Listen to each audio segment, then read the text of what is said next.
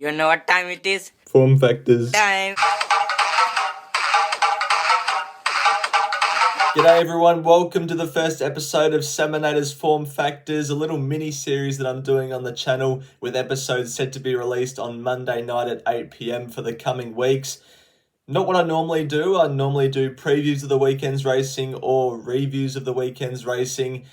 We're going to look at just pure form in this mini-series and try and find different angles. I'm going to try and educate some of my viewers out there as well, so hopefully you guys enjoy it. And today we're focusing on staying races and why they are a nightmare. I have a system where if a horse is a certain amount of points in front of the rest of the field or more, they become a bet, and I've been tracking the results over time, and this is how the distance categories have looked alongside profit on turnover. All these distances have a sample size of at least 50, so still not a great amount, but it's a decent amount. And as you can see, probably from the 1200 to 1400 all the way down to the 2000 meters plus, there's a continuous decreasing trend. Examples galore. Yesterday my only winner was Jolly Star, 1300 meters. The week before, where I declared Lovely Lookin', it was 1200 meters. My biggest unit spend this year, Bakil, it was a 1400 meter race. So just by tracking my results over time, I know what my system suits and what distances I can attack at just by tracking my results. So I'd say if you're not tracking your results at the moment, it'd be a good idea to set up a spreadsheet, and then it'll just make you become a smarter punter. Let's get on to the logic of why staying races are a nightmare. So the most important thing as to why staying races are such a nightmare is quite simply the unpredictability. So we're going to show two different examples. The first one, the Queen Elizabeth Stakes, where Pride of Jenny went nuts in front, and it was suited for the best stayer in the race because they went along at this solid of a tempo. But then you've got a race just yesterday called the Queensland Derby, where they went at a moderate tempo, and a horse like Belle de Tell was able to circle the field from last and end up outside the leader.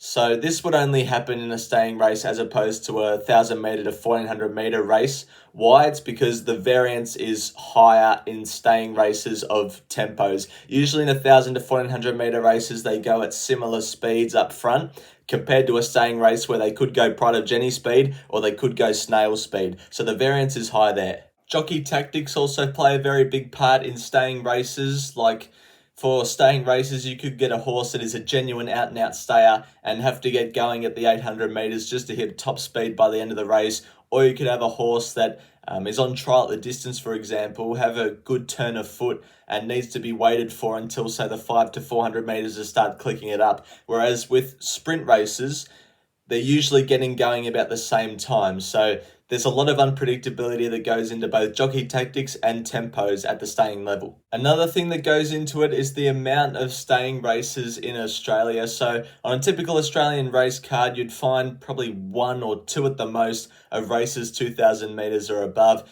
And a study by Racing Australia showed for market favourites that about 35% of them win 1400 metres or lower. There's about 31% 1600 to 2000 metres, and then anything above 2000 metres striking at 28% for favourites. So you can see that that also is a continuous decreasing pattern, pretty much because there's more races, sprint races in Australia than you would find those larger distances. And at the end of the day, that all comes back to complexities dealing with, tactical and tempo related things. You could be doing the form for a 2200 meter race in Australia, and you see in the form guide a horse stepping up to this distance from, say, 1600 meters, where in its class against 1600 meter opposition, it's not up to it. So they put it up to 2200 meters to see if it can improve, because you often find more inconsistent horses at these distances.